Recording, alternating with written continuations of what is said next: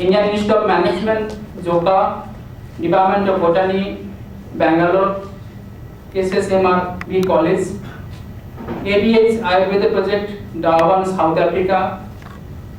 He has presented and published a number of papers, has written a number of books, and has given a number of lectures also. He is also the recipient of a number of prestigious awards and honors. Now, on behalf of the Institute, I would like to hand over Dr. C.M. Pradyumna, is head of publication, Cultural Heritage of India, 8 volumes, as a token of appreciation.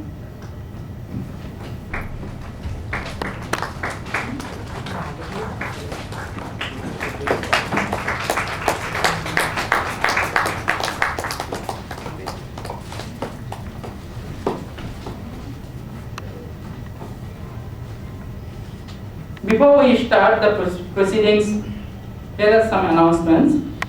The discussion will be over latest by 7:15 p.m. That's followed by participation by the audience by way of questions, comments, either in Bengali or in English.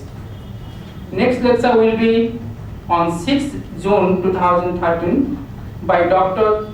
Chitra Mondal on blood cancer and sugar, a marriage for convenience.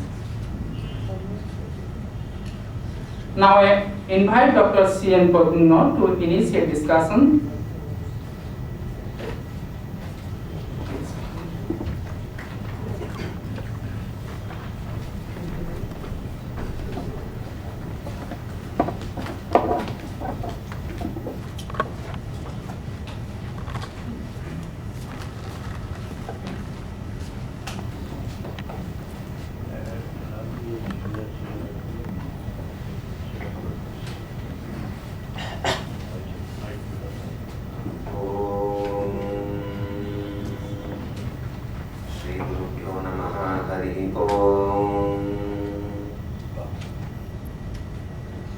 Good evening, everybody.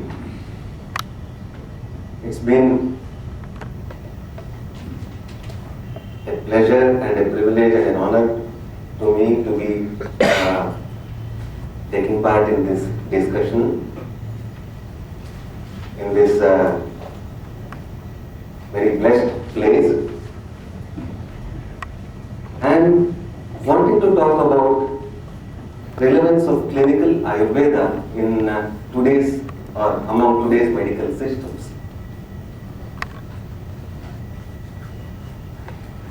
Why this topic? Because Ayurveda has been a system of healthcare, a very comprehensive system of healthcare, which has its roots in the Vedas. It is a Vedic science. It has thousands of years of history. Something that is Vedic, we get connected to it very soon because of its vast history, because of its time-tested nature, because it happens to be the precursor for many medical systems in the world. Among all the Vedic sciences, Ayurveda and Yoga, these two are sister sciences. The human system, or the Ayush,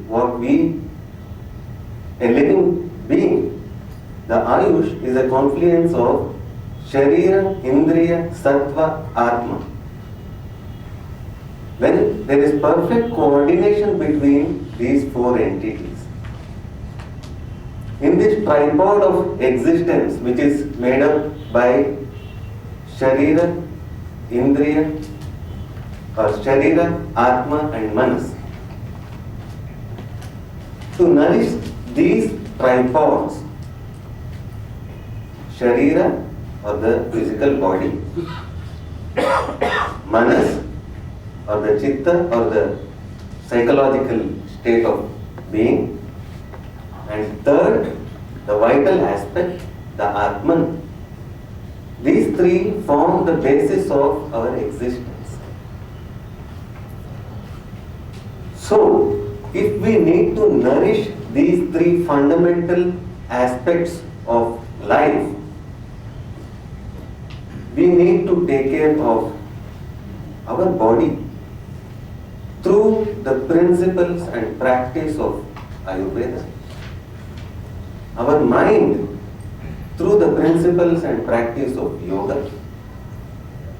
And Atman, which is beyond the domain of death or disease or destruction, that can only be realized through self-realization and looking inside ourselves. That is through the Adhyatma Vidya. The mind and the body fall under the domains of health and disease. So, when we can slip into the domains of health and domains of disease with respect to the mind and with respect to the body, or when the mind becomes sick and body takes the beating, or when the body becomes sick and mind takes the beating, we need to nourish, we need to keep this coordination between the body, mind, the senses or the indriyas and the Atman going, which is known as the Ayush or our lifespan. So we need support systems. Today, any electronic gadget that we get comes with a user manual, user guide. More than 90% of us don't have the patience to go through this user guide before we switch on. Similarly, our life also, we are living our life without referring to the user guides. Once we come to know how best we can manage this confluence of body, mind and soul, we can live a better life, more energetic life, more healthy life. So in short, or to summarize, why Ayurveda today? Because it is ancient, it does not mean it is outdated. It does not mean it is replaced. It does not mean it has to take a back seat. No. Ayurveda is a broad-based system of healthcare spread across many aspects. I'll take you through what Ayurveda is in a nutshell.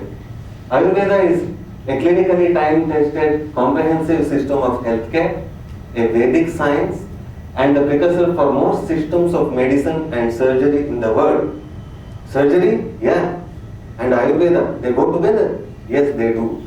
They do go together.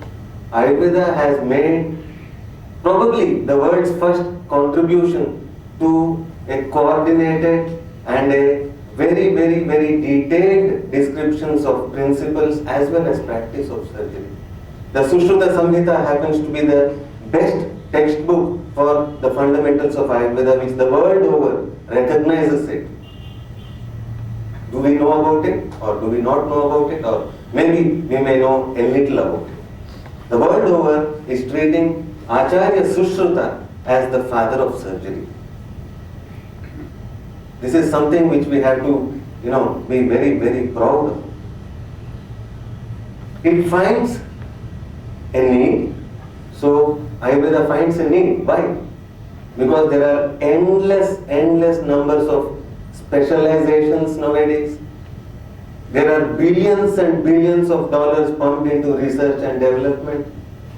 There are n number of healthcare institutions. Fine.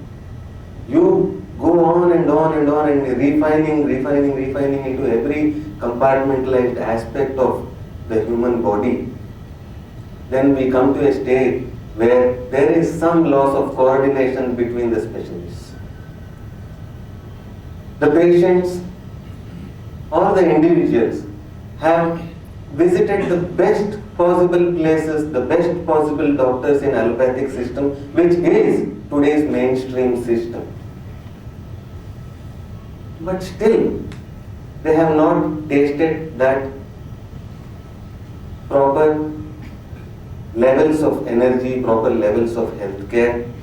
Fine, they are on systems of medicine, but there is no cure. I would not want to generalize on these factors, but there are so many areas which are still grey areas in modern medicine, if I can call it that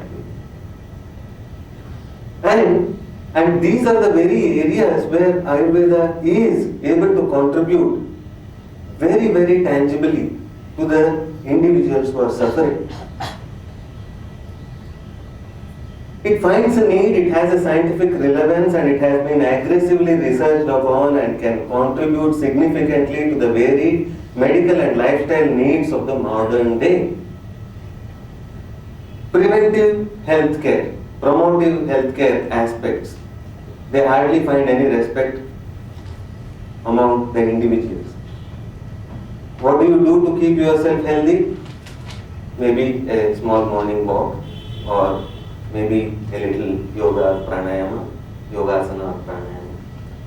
So if we come to know about the aspects of dinacharya and rutucharya in Ayurveda, the art of daily living, the art of adapting ourselves to the changes in seasons and various aspects related to that, we always have to realize one thing, that there is an inverse relation between the Roga Bala and the Rogi Bala, or the strength of the individual and strength of the disease. If we are strong, we can keep the disease or disease process under control or at bay. If we become weak, the disease becomes stronger. And we do become weak with time, that is age, with stress that works on the mind, with pollution, toxins that don't get along with the biological systems, and unfortunate contributions from genetic diseases which we seem to have no control over, hereditary factors, lifestyle factors, dietary factors. So when virtually everything is working against this normal balance of health, we need to do something to keep ourselves healthy. And what is it that we need to do is something which Ayurveda elaborately explains. Be it as an individual who is wanting to keep himself healthy, or be it a sick individual who wants to get healthy, who wants to get a cure. So there is a very systematic understanding, very comprehensive understanding of the human system in the Vedas. And this is dealt by Ayurveda. Latest advancements in diagnostic methods and allied medical fields can seamlessly be interpreted and integrated with Ayurvedic practice. This has been the greatest advantage for today's practice of clinical Ayurveda. Why I am prefixing the word clinical and clinical is because Ayurveda, the word has been abused, misused for commercial gain. It has been, it has been toyed around in spas and massage parlors as something to do with health, and it has been a victim of people who have tall claims that they can cure anything and everything. Why clinical Ayurveda? Clinical Ayurveda is something which we talk about healthcare after knowing the possibilities and more importantly the limitations. There are limitations, there are possibilities. End stage cancer, can you do something about it? My answer would be probably no, I can't do much. But can anything else be done about it? Maybe, may not be. So there are limitations in every science, there are possibilities in every science. Where there are a lot of limitations in the other science, if we find some possibilities of managing them in Ayurveda, that becomes a very, very relevant avenue and makes Ayurveda a very relevant system of healthcare, be it as an alternative system, be it as a complementary system, or be it a comprehensive system of healthcare. As I mentioned, Ayurveda can be adapted as a way of life, as a preventive system of healthcare, as promotive to health, as a comprehensive system of healthcare, and as an alternative or a complementary system. Do you recognize what this is? Turmeric. Okay.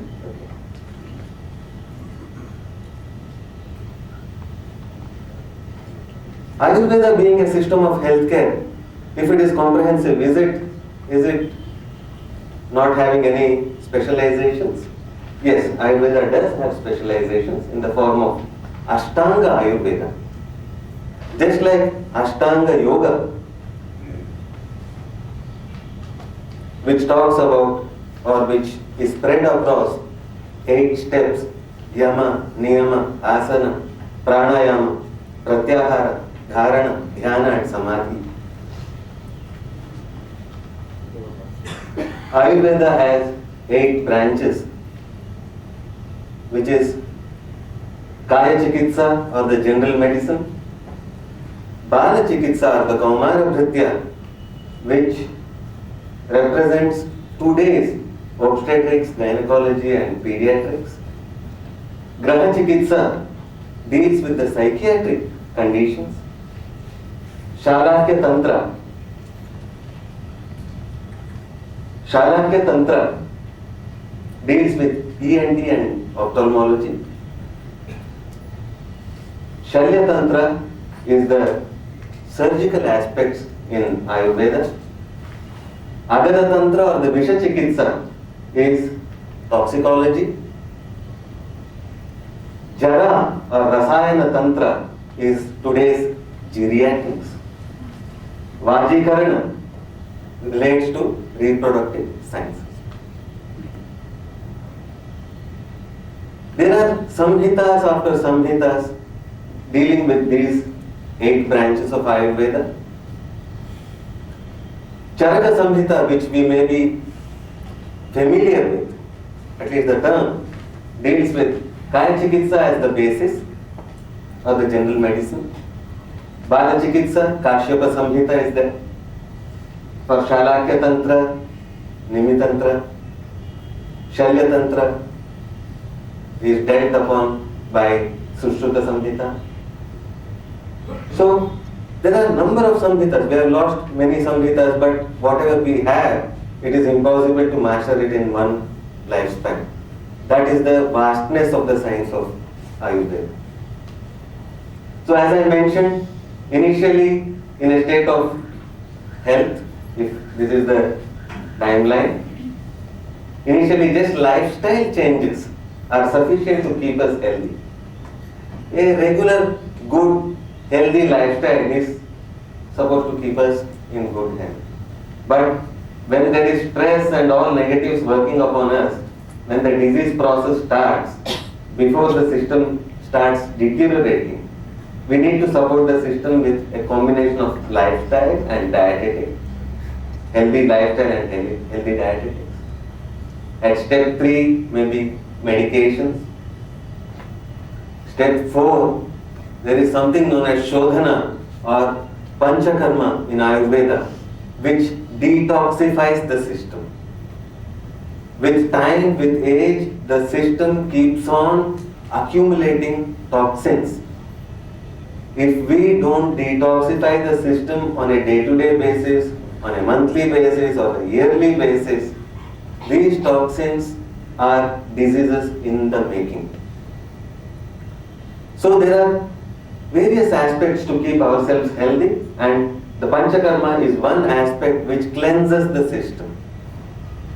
It is extremely easy to make up for any losses in the system.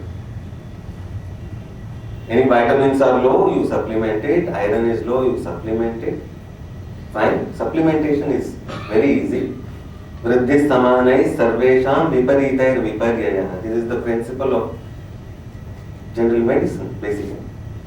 So whatever is running low on the system, we can make up for it. But when the toxins are running high on the system, the cleansing aspects are very little known or unknown to the allopathic domain or today's sciences. This is where Ayurveda fares, 100 marks over there. You can cleanse the system. You can detoxify the system. You can format the hard disk. It is possible. Once you start cleansing the system, the accumulated toxins lose their ability to turn into tomorrow's diseases. So the Shodhana techniques come before, probably, I cannot generalize it, but between the medications and between the surgical domain, there is something which still a Panchakarma based Shodhana can put us back on the timeline and put us into a healthy state.